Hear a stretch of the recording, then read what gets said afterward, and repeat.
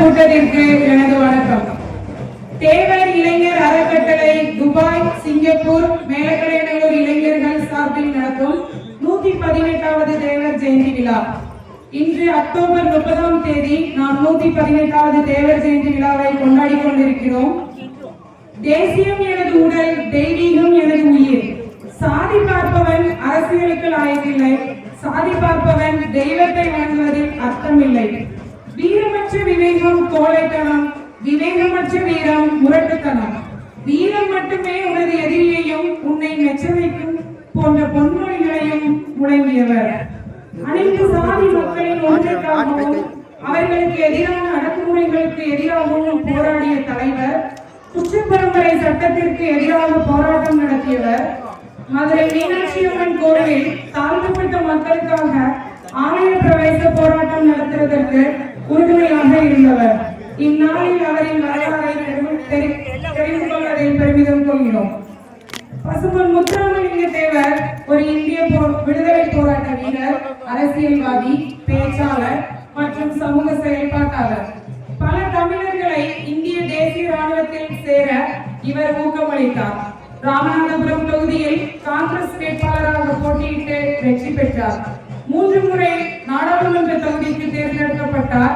அனைத்து இந்திய forward black கட்சியின் தலைவராகவும் இருந்தார். தேவர் 6 மாத குழந்தையாக இருந்தபோது அவரது தாய் இறந்துவிட்டதால் முஸ்லிம் தாயால் வளர்க்கப்பட்டவர். இந்துவின் வயிற்றில் பிறந்து முஸ்லிம் மடியில் தவழ்ந்து கிறிஸ்தவரின் அரவணைப்பில் கல்வி கற்றவர். உயிர் நாளில் உருவான உலக மொழி நம் செம்மொழியாம் தமிழ் மொழியை வணங்கி ஜாய் மெட்ரிக் மேல்நிலைப் பள்ளி தமிழாசிரியை தனலட்சுமி அவர்களை அனைவரின் சார்பாக தேசியம் காத்த செம்மல் முத்துராமலிங்க தேவரை பற்றி பேச அழைக்கிறேன். தேவருடைய ஜெயந்தி விழாவிற்கு காண வந்துள்ள அனைவருக்கும் என் அன்பான பணிவான வணக்கங்கள். இந்திய தேசத்தை மூவேந்தர்கள் ஆண்டார்கள். சேரர், சோழர், பாண்டியர். அதிலும் குறிப்பாக தமிழை வளர்த்த பெருமை பாண்டியனாருக்கே சேரும். எத்தனையோ மண்ணில் எத்தனையோ தெய்வங்கள் இருந்தாலும் தமிழ் கடவுள் முருகன் மாத்திரமே. முருகனுக்கு இந்த உலகத்திலே கோடான கோடி அடியார்கள் இருக்கலாம், ஆனால் அவதாரமாக வரப்பட வேண்டியது பாண்டியனால் தமிழை வளர்த்ததன் காரணமாக பசும்பொன்னிலே முத்துராமலிங்க தேவராக அந்த தேவர் பிரான் பிறந்து முருகனுக்கு பெருமை சேர்த்ததோடு மட்டுமல்லாமல் தேவர்களுக்கு உயர்த்ததோடு மட்டுமல்லாமல் இந்த தேசத்திற்கே பொதுவாக விளங்கியதுதான் பசுமன்னார். பசுமன்னார் இளமையில் ஒரு இந்துவனுடைய தாயின் வயிற்றிலே கருவாக உருவாகிறார். ஒரு இஸ்லாமிய தாயினிடம் தாய்ப்பால் அருந்துகிறார். கிறிஸ்தவ பள்ளியிலேயே தமிழ்பால் கற்றுக்கொண்டார். முப்பால் அறிந்த முத்தமிழ் அறிஞர் என்று சொன்னார் நம் தேவர் பெருமானுக்கு மிகவும்.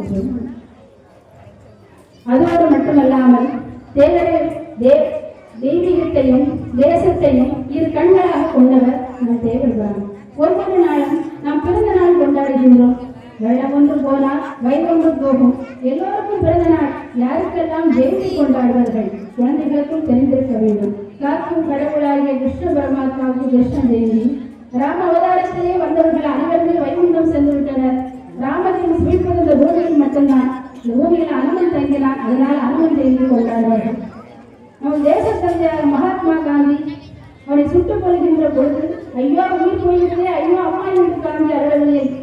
அவரை காவல்கள் எல்லாம் சுட்டுக் கொண்ட கோஷோவை பிடித்து வருகின்ற பொழுது அவனை கொண்டுள்ளாரே, அவன் என் குழந்தை என்று சொன்னவாறு உயிர்விட்டார். அப்பேற்பட்ட மகாத்மா காந்திக்கு காந்தி ஜெயந்தி என்று சொல்வார்கள். அடுத்து ஜெயந்தி என்று கொண்டாடப்படுகின்றவர் நம் தேவர் மக்கள். அப்பேற்பட்ட தேவர் தினம் இன்று ஒரு சமூக விழாவாக இருக்கிறது. நான் வகுப்பறையில் பாடம் சொன்னேன் என்று சொன்னால் என்னுடைய மாணவர்களுக்கு மட்டும் கிடைக்கும். பள்ளி மைதானத்திலே நான் பேசினேன் என்றால் என் பள்ளி மாணவர்களுக்கெல்லாம் கிடைக்கும். இப்படி சமுதாய தொழிலை நான் பேசினேன் என்று சொன்னால் பல்வேறு பள்ளிகள் படிக்கின்ற மாணவர்கள், பல்வேறு குழந்தைகள், பல்வேறு இளைய சமுதாயத்தினரை திருத்தப்பட வேண்டும். அவர்களுக்கு தேவையான கொள்கைகளால் சென்று செல்லப்பட வேண்டும் என்று உண்டு. இன்றைய இளைய தலைவர்கள் கைபேசி என்ற கொள்கைக்கட்டையை கையில் எடுத்துக்கொண்டு தன் வாழ்க்கையை சீரழித்துக் கொண்டிருக்கின்றனர். அவர்களையெல்லாம் மாற்றப்பட வேண்டும். பசுமன் முத்துராமலிங்க தேவர்கள் எல்லாம் கிடைத்தது, எப்படியெல்லாம் வாழ்ந்தார் என்று நாம் பார்ப்பதற்கோ சொல்வதற்கோ இந்த ஒரு நாளோ இந்த ஒரு வேளையோ கற்றால் சொல்லிக் கொண்டே போகலாம். குறிப்பாக அவர் ஞானை எப்படியெல்லாம் எடுத்தார் என்று சொன்னால், ஒரு பள்ளி பருவத்திலேயே ஒரு கிறிஸ்துவ போதவர் சொல்கின்றார், காலில் படுவதும் கல், வாசலில் கிடப்பதும் கல், தூணாக நிற்பதும் கல், இந்துக்கள் கோவிலை வணங்குவதும் கல் என்றார். சக மாணவர்கள் எல்லாம் வாய்மூடி நிசப்தமாக இருந்தனர். அப்போது தேவபிரான் கடைசி முன்னில் உட்கார்ந்து கொண்டு முன்னோக்கி வருகிறார். ஐயா, உங்கள் மதத்தை நீர் உயர்வாக பேசுங்கள், அதில் நான் தலையிட மாட்டேன். ஆனால் பிற மதத்தை நீர் தாழ்வாக பேசுவது தவறு என்று சொன்னார். உடனே கிறிஸ்துவ போதவர் சொன்னார், நான் உண்மையை தானப்பா நான் சொன்னேன். எது உண்மை? ஒரு பெண்ணை மனைவியாக பார்க்கின்றோம், ஒரு பெண்ணை தாயாக பார்க்கின்றோம், ஒரு பெண்ணை பாட்டியாக பார்க்கின்றோம், ஒரு பெண்ணை சிறுமியாக பார்க்கின்றோம், ஒரு பெண்ணை குழந்தையாக பார்க்கின்றோம். இத்தனை பெண்களும் ஒரே பெண்களா? அதே போல் தான் கோவிலில் கொண்ட கற்களும் உண்டு. அந்த ஆசிரியரால் பேச முடியப்படவில்லை. அப்பொழுது இளம் சிங்கமாக இருந்த அந்த தேவபிரான் ஜொலித்து காட்டினார். அதோடு மட்டுமல்லாமல் இளமையில் கொரோனா என்று சொல்லக்கூடிய இந்த நோய் மாதிரி ஒரு காலத்திலேயே பிளேக் அப்படிங்கிற நோய் அவர் படிக்கின்ற காலத்திலே ஏற்பட்டது. அவருக்கு கல்வி தடைப்பட்டது. அந்த நோய் வந்தால் தன் குழந்தை இழந்து விடுவோமோ என்று சொல்லி, ஆனால் பல்வேறு படிப்புகளின் மூலமாக தான் சொந்தமாக கற்றுக்கொண்டார். படிப்பு அவர் கல்வி இல்லாத தெரியாத படிப்பே இல்லாத அளவிற்கு அவர் பல்விதமான கலைகளை எல்லாம் கற்றுக்கொண்டார். பல்விதமான கலைகளை எல்லாம் கற்றுக்கொண்டதன் காரணமாக அவர் கல்வியால் உயர்ந்தார். குழந்தைகளே, தேவபெருமானை கொண்டாடுவது சந்தோஷமாக இருக்கதான். அவர் எதாவது உயர்ந்தார் என்று சொன்னால் சொத்து சுகத்தால் அல்ல, அவர் கற்ற கல்வி. கல்வி என்பது ஐயா விளக்கு. ஒருவரை பார்த்தீர்கள் என்று சொன்னால், கல்வி அப்படின்னு எடுத்துக்கொண்டோம் என்று சொன்னால், காசி பல்கலைக்கழகத்திலே அவர் உரையாற்றிக் கொண்டிருந்தார். காசியிலே யாருக்குமே தமிழ் தெரியாது. அங்கு இருந்தவர்கள் அனைவருமே ஆங்கில பேச்சாளர்கள், ஆங்கில மாணவர்கள். அவ்வாறு இருக்கின்ற பொழுது ஒரு 3 மணி நேரம் ஆங்கிலத்தில் உரையாற்றுகிறார். அப்போது அங்கு இருந்த ஒரு கல்லூரிக்கு துணை வேந்தர் ஓடி வந்து சொல்கிறார், தேவரை பார்த்து, தேவரையா, உலகெங்கும் ஆங்கிலம் ஆட்சி செய்கிறது, ஆங்கிலத்தையே தேவரையா ஆட்சி செய்கிறார் என்று சொன்னார். அவ்வாறு அந்த காலத்திலேயே ஒரு ஆங்கிலேயரால், ஒரு ஆங்கில பல்கலைக்கழகத்தால் அவர் பாராட்டப்பட்டார் என்று சொன்னார். ஆங்கில மொழியுடைய வல்லமை நம்முடைய தேவரிடத்திலே இருந்தது. அதோடு மட்டுமல்லாமல் இரவையில் அவர் தாயை இழந்தார், தந்தையை மறுமணத்தில் கண்டார், தன் சொத்து சுகத்தை எல்லாம் இல்லாதவர்களுக்கெல்லாம் இழந்தார். கையில் எடுத்தது ஒரு கல்வி மட்டும்தான். அந்த கல்வியை கொண்டு அவர் எங்க வரார் என்று சொன்னார், காங்கிரஸ் நாளைக்கு காங்கிரஸ் கூட நுழைவர் யாராவது ஏதாவது ஒரு குழந்தை ஏதாவது ஒரு ஆசிரியரை ஒத்துக்கொள்ளும். அதே போல நேதாஜி சுபாஷ் சந்திர போஸ் ரொம்ப அழகேஸ்வரன், அழகான உடை, அவருடைய பேச்சாற்றல் அவரை கவர்கிறது. இவர்தான் தனக்கு சரியான குரு என்று தேவர் தன்னை கூறி அந்த இடத்திலே தேர்ந்தெடுக்கிறார். அதற்கு முன்பு வரை எத்தனை ஆசிரியர்கள் படித்தாலும் அவருடைய மனதில் தொடரப்படவில்லை. சுபாஷ் சந்திர போஸுடைய பேச்சு மட்டும்தான் தேவரையாவுடைய நிச்சயம் கொடுத்தது. தேவரையாவை தன்னை ஆஸ்தான குருவாக ஏற்றுக்கொண்டார். சுபாஷ் சந்திர போஸ் சொன்னார், தேவரை மாதிரி 100 இளைஞர்களையும் கொடுங்கள், இந்தியாவை ஒரு புதிய பாரதமாக நான் ஆட்சி காட்டுவேன் என்று சொன்னார். அப்பேற்பட்ட குருவால் வாழ்க்கப்பட்டவர்தான் தேவர் கொண்டவர். அது மட்டுமல்லாமல் பிரிட்டிஷ்காரனை முதல் எதிர்த்தவர் யார் என்று பார்த்தால் மங்கள் பாண்டே. ஒவ்வொரு நாளும் பேசுகின்ற பொழுது மங்கள் பாண்டேவை வழிகாட்டியாக நான் மேற்கொள்கிறேன். மங்கள் பாண்டே எவ்வாறு வந்து பிரிட்டிஷ்காரனை எதிர்த்தார், எப்படியெல்லாம் இருந்தார் என்பதை எல்லாம் சொல்லியிருப்பார்கள். அவர் வழியே அவர்தான் ஒரு வழிகாட்டி என்று மங்கள் பாண்டவை தன் வழிகாட்டியாக எடுத்துக்கொண்டார். அது மட்டுமல்லாமல் சுவாமி விவேகானந்தர் அமெரிக்காவுடைய பல்கலைக்கழகத்திலே அமெரிக்கன் யூனிவர்சிட்டியிலே அவர் பேசிக் கொண்டு இருக்கின்ற பொழுது அவர் பேச்சாற்றலை கண்டு அங்குள்ள எப்பின்பர்க் அப்படின்னு சொல்லக்கூடிய கல்லூரி முதல்வர், நீங்கள் பெண்களை உங்களுடைய இந்திய திருநாட்டிலே பெண்களை தாழ்வாக நினைக்கிறீர்கள், அழிமைப்படுத்துகிறீர்கள், கேவலமாக நடத்துகிறீர்கள், அப்பேற்பட்ட இந்தியாவில் இருந்துதானே நீங்கள் புறப்பட்டு வந்திருக்கிறீர்கள் என்று அவரை கேட்டார். எந்த விதமான தயக்கும் இல்லாமல் சுவாமி விவேகானந்தர் சொன்னார். உடனே சொல்கிறார், ஆமா, எங்களது திருநாட்டிலே மனைவியை தவிர எல்லா பெண்களையும் நாங்கள் தாயாக நினைக்கின்றோம். உங்களது திருநாட்டிலே மனைவியை தவிர தாயை தவிர எல்லா பெண்களையும் மனைவியாக நினைக்கிறீர்கள். உடனே நினைக்கிறார் சுவாமி விவேகானந்தர் யாரெல்லாம் குருவாக இருந்தார், ராமகிருஷ்ண பரமஹம்சர். யாரெல்லாம் நல்ல குருவை வழியை பயணிக்கிறார்களோ அவர்களெல்லாம் நல்ல நிலையில் இருக்கிறார்கள் என்பதை அவர் உணர்ந்து கொண்டார். அப்ப யாரையெல்லாம் தேவர் பின்பற்றுகிறார் என்று சொன்னார், நேதாஜி சுபாஷ் சந்திர ரோஸை தன் கையில் எடுத்துக்கொண்டார், மண்ணைப்பாண்டை எடுத்துக்கொண்டார், விவேகானந்தரை எடுத்துக்கொண்டார். இவர்களெல்லாம் முன்வைக்கிற பயணம் தன்னுடைய மனதில் யாரும் சன்னியாசத்துக்கு எடுத்துக்கொண்டார் என்று சொன்னால் சுவாமி ராமலிங்க அடிகளாரை எடுத்துக்கொண்டார். உடம்பு அசைச்சு வேலை பார்த்தாரு, மனசு அசையாம கல்லா வச்சிருந்தார். அப்ப அப்பேற்பட்ட இளைஞனாக இருந்த முத்துராமலிங்க தேவர் காதலில் ஏறி வயப்பட்டாரா? அவர் எப்படி அந்த காலத்திலே வந்து தயங்கினார், எப்படி வாரிசுகள் கடந்து வந்தார்? இது மாணவ சமுதாயத்திற்கு சொல்லியாகப்படும். ஒருமுறை அவருடைய பேச்சாளரை கேட்க கேரளத்தினுடைய திருவிழாநகர் சமஸ்தானத்தில் இருந்த மாமன்னர் அவருடைய அரண்மனைக்கு அவருடைய எல்லைக்கு பேச வருமாறு அழைத்தார். அவர் அழைத்து வரும் பொழுது தேவர்களால் மிக அழகானவர், ஒருமுறை இவர்கள் மீசை மிக அழகாக இருக்கும், மிக செல்வனான நேரம் உடைத்தவர். அந்த நாட்டினுடைய இளவரசியில் மன்னனுடைய இளவரசியில் ஓடி வந்து, அப்பா தேவரையாவை நான் பார்க்கப்பட வேண்டும். உடனே இளவரசி கேட்ட உடனே அந்த மன்னர் சம்மதிக்கின்றார். 2 பேரும் ஒருவர் பார்க்கின்றார்கள். அப்பதான் லைவ் மீட்டிங் பார்த்த உடனே அவர் சொல்ல நேரடியாக சொல்கின்றார், தேவரையா நான் உங்களை விரும்புகிறேன், உங்களை கல்யாணம் செய்ய நான் விரும்புகிறேன், நீங்கள் ரொம்ப அழகாக இருக்கின்றீர்கள், அதோடு உங்கள் மீசை ரொம்ப அழகாக இருக்கிறது என்று சொன்னார். தேவர் சிரிக்கிறார். சிரிப்பு பார்த்தே அவர் வேலை வாங்கிக்கிறார். மறுநாள் நடக்கும் திரும்ப பேசுவார் என்று நினைத்தார். ஆனால் அந்த வார்த்தையை சொன்னால் அந்த பெண்ணுடைய மனதில் வாழுமோ என்று கருதி தனது அறைக்கு போய் முதலாவதாக அந்த மீசையை எடுத்தார். மறுநாள் பார்த்தேன்னு சொன்னா அவர் வேலையில் பேசுகின்ற பொழுது மீசை இல்லாத ஒரு சித்தராக பேசுகிறார். இதனால் காவலனாக பார்த்து அந்த இளவரசி மறுநாள் அந்த சித்தரை பார்த்தவுடனே பக்தையாக மாறுகிறார். முற்றும் துறந்த முனிவராக அவர் தன்னுடைய உடம்புகளை சன்னியாசம் இருப்பதன் காரணமாக உலகம் போட்டு உத்தவராக இருந்தார். அவரை பற்றி பேசிக்கொண்டே போகலாம். ஒருமுறை அவருடைய அரசாட்சியிலே இருக்கின்ற பொழுது காமராஜர் அவருடைய அறையிலே அந்த அறையை தூக்கு கொண்டு அடிக்கின்ற ஒரு வயதான ஒருவர் இருந்தார். அவருக்கு அரசு சம்பளமாக ஒரு 5 ரூபாயோ ஒரு 10 ரூபாயோ கிடைக்கும். அதை வைத்துதான் ஒரு குடும்பம் கழிக்கப்பட வேண்டும். கல்விக்கண்ட காமராஜர் ஒரு சட்டம் இயற்றினார். முதலமைச்சர் ஆன உடனே என்ன சொல்கிறார் என்று சொன்னால், அரசு வேலை செய்யப்பட வேண்டும் என்று சொன்னால் யாராக இருந்தாலும் குறைந்தபட்சமாக 8ஆம் வகுப்பு தேர்ச்சி பெற வேண்டும் என்று சொன்னார். அந்த ஆள் வந்தவுடனே அந்த கூட்டி தூக்க அழுகின்ற அந்த உடனே தேவரையாட்டுவார். ஐயா அப்படி சத்தம் போட்டாங்க, என்னுடைய பிழைப்பு கூட்டினா மட்டும்தானே உண்டு, நான் என்ன செய்ய? உடனே தேவரையா பேப்பர் எடுக்கார், ஒரு பேனா எடுக்கார், 2 வரையில எழுதார். இதை மடக்கி கொண்டு போய் நீங்க காமராஜர் கொண்டு போய் கொடுப்பார். ஓடி வர தேவரையா கொடுத்தார். அது என்ன அந்த பேப்பர்ல என்ன இருக்கு அப்படின்றத அவருக்கு வாசிக்க கூட தெரியாது. உடனே காமராஜர் பார்த்தார், என்ன எழுதிருக்கு?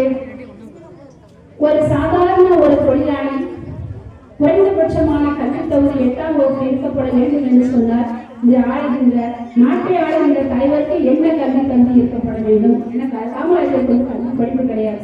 உடனே பேப்பரை படிக்கல, தான் எழுதி போட சட்டத்தை வச்சார். இந்த உலகத்துல சட்டத்தை இயற்றலாம், சட்டம் இயற்றிய சட்டத்தை கிழிக்க வைத்த பொறுமை யாருக்கு செய்யணும் அப்படின்னு சொன்னா. அப்பேற்பட்ட தேவன் திருமகனை பற்றி சொல்லிக்கொண்டே போகலாம். ஒருவர் கேட்டார், என் வாழ்க்கை ரொம்ப கஷ்டமா இருக்கு. எந்த கஷ்டம்னா கஷ்டம், எப்ப பார்த்தாலும் கஷ்டமா இருக்கு.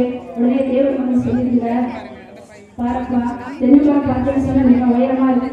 அந்த உயரத்துல பார்த்தேன்னு சொன்னா ஒரு தேங்காய், அது உடனே நினைச்சிருக்கிற விழுந்த உடனே யார் விடலை, அது இழுமை கொண்டு என்ன செய்யறாங்க, கொள்கை வேறாக பிரிக்கின்றார்கள்.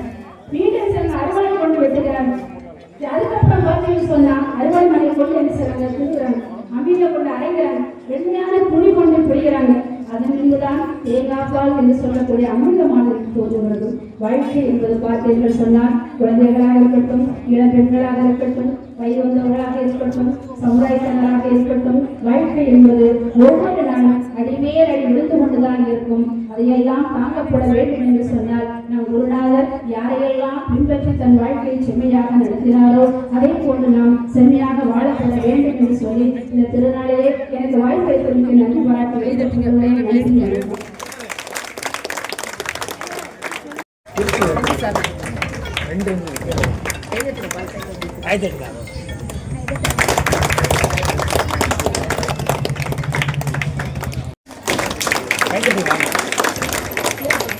முதல் பரிசு ஆர் தியா, 2ஆம் இடத்தை பெற்றுள்ள மாணவன் Karthikeyan 471.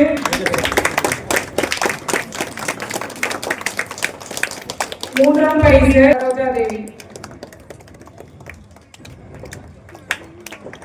Future Kalam book of records, Tamilan Kavithalayam Bharathiyar விருது, சிறந்த ஆளுமை விருது, கலையும் பேராண்மையும் விருது, கலை இலக்கிய விருது, அதியமான் விருது, குமாரி தென்றல் விருது என மன ஓசைகள் கவிதை நூலுக்காக நோபல் உலக சாதனை விருது, துளிர்விடும் தளிர்கள் நூலுக்காக 2 நோபல் உலக சாதனை விருது, தமிழ் நேசன் விருது, இன்னும் பல விருதுகள்.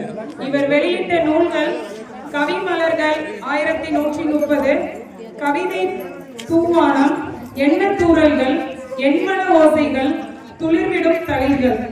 உங்கள் கவிதைகள் தொடரட்டும் இனிதே.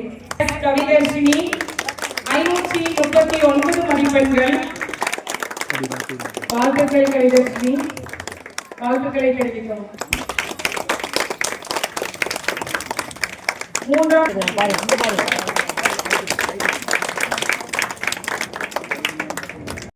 Freedom fighter, spiritual leader and social reformer from Tamil Nadu, regarded as a deity by the Mukulathur community.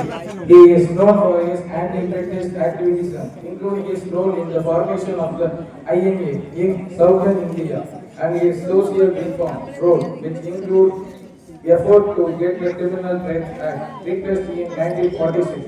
He was born in Pasumam, Ramanathapuram district, and died on October 30, 1963.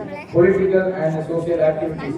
He became increasingly involved in labor activity in the late 1930s, leading union and participating in strikes.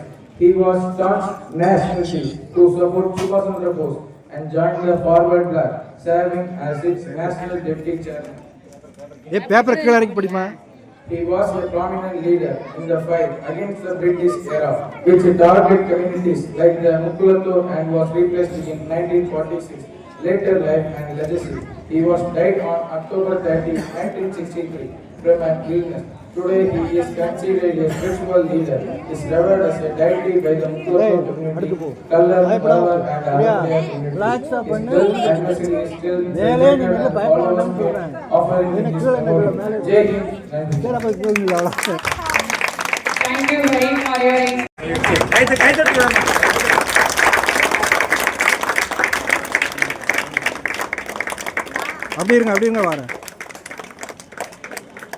காலம் காத்திரு, கனவுகள் நினைவாக காயம் பொறுத்திரு என்பதை நிரூபித்து காட்டி அரசு தீயணைப்பு துறையில்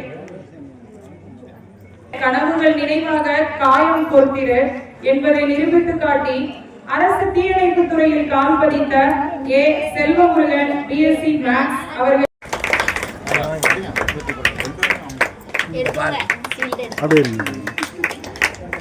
அப்படி இருங்க வா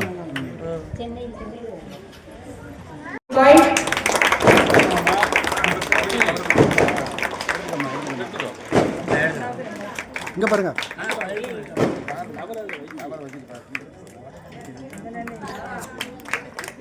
அப்படியே இருங்க